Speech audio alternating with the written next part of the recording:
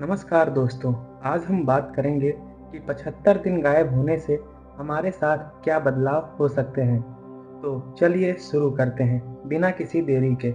इससे पहले आप सुनते-सुनते खो जाएं कहानी में, चैनल को सब्सक्राइब ज़रूर कर दें। तो चलिए शुरू से शुरू करते हैं।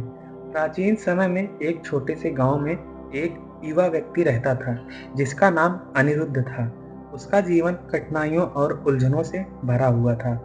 वह हमेशा इस सोच में पड़ा रहता कि क्यों उसे जीवन में सच्ची खुशी नहीं मिल रही।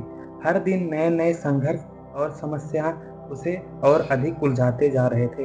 एक दिन अनिरुद्ध ने सुना कि एक महान संत गौतम बुद्ध उसके गांव के पास किसी पहाड़ी पर आकर ठहरे हैं। बुद्ध के बारे में उसने पहले भी बहुत कुछ सुन रखा था कि वे एक ज्ञानी व्यक्ति हैं और उन्होंने हजारों लोगों को जीवन की सच्चाई का मार्ग दिखाया है। अनिरुद्ध ने भी मन में ही ठान लिया कि वह बुद्ध से मिलेगा और अपने जीवन की उलझनों का हल पूछेगा।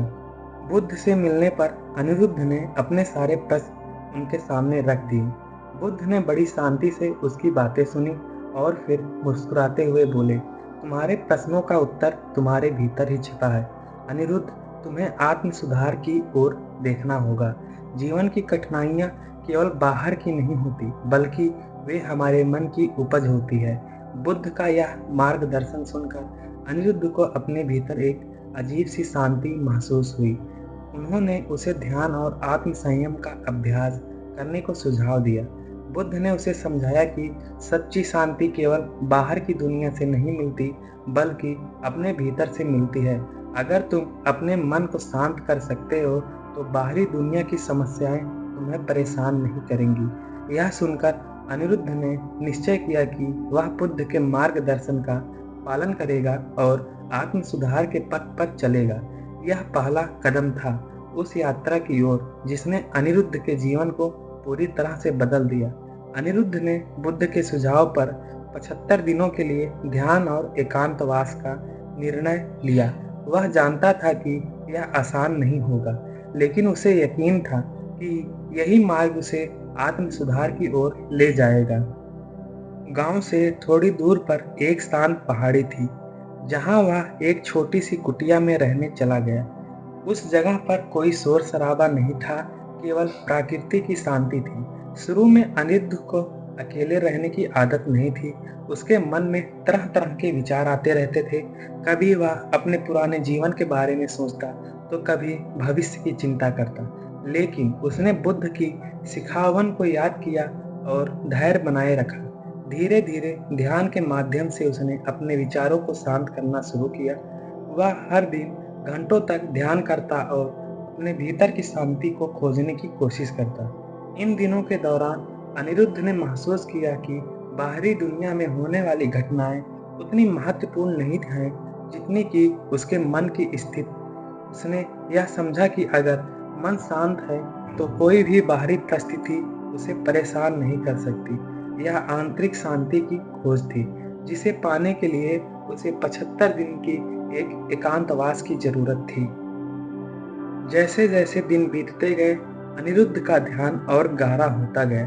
ध्यान के माध्यम से उसने अपने भीतर की पहलुओं को देखा, जिन्हें वह पहले कभी नहीं जानता था। पहले उसके मन में डर, अशांति और अस्थिरता का वास था, लेकिन अब उसे अपने भीतर करुणा, प्रेम और शांति की भावना का जन्म लेते देखा। ध्यान के माध्यम से उसे अपने जीवन के कई सवालों के जवाब मिलने लगे। उसे यह महसूस किया कि जीवन में जो कुछ भी होता है, वह हमारे कर्मों का परिणाम होता है। अच्छे कर्म अच्छे परिणाम लाते हैं और बुरे कर्म बुरे। इस सच्चाई को उसने ध्यान और तपस्या के माध्यम से ही समझा। अनिरुद्ध ने ध्यान के दौरान कई प्रकार के मानसिक संघर्षों का सामना किया। कभी उसे अपने पुराने जीवन की गलियों का पछतावा होता, तो कभी उसे अपने भविष्य की चिंता सताती। लेकिन उसने अपने मन को संयमति में रखा और तपस्या के माध्यम से इन सब पर विजय पाई। उसने सीखा कि जीवन की हर कठिनाई एक सबक है और हर संघर्ष आत्म सुधार का एक अवसर। 75 दिनों के ध्यान और तपस्या के बाद अनिरुद्ध ने एक दिन अपने भीतर गहरा आत्म साक्षात्कार किया।